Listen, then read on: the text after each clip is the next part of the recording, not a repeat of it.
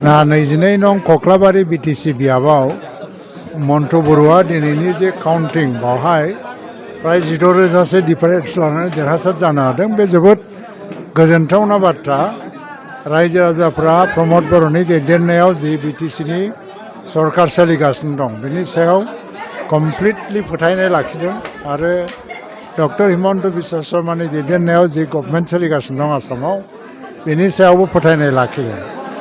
मन्टु बरुवा बेनिफ्राय देरहासार जालांनायाव थांनाय जिखिनि 2020 मायथाइनि जि बिसायख'थिमोन बेवहाय जेसेबां जों भट मोनदोंमोन बेनिख्रुइ बांसिन भट मोनदों आरो जे अपोजिशननि भटआबो एसे बारायदों।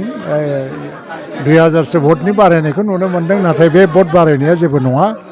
बावहाय माखासे जायफोरनाखि इन्डिपेन्डेन्ट बा फिसा हान्जाफोरनिफ्राय गेलेदोंमोन बिसोरनि भटफ्रानो सोरबा सोरबाया माने देरहाखालाखौ नुनानै ट्रेन्सफार जालांदों जानांगौ आरो।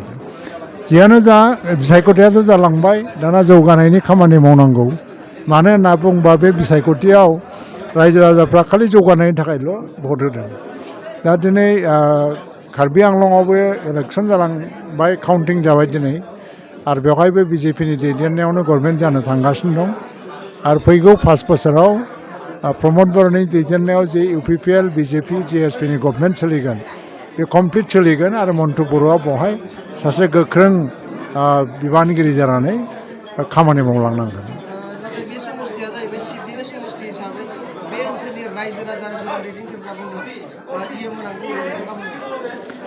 इएम होनायाथ' मोनसे टेकनिकेल खोथा जाहैबाय, खारन दा इएमनि खथाफ्रा जोबनानै दङ।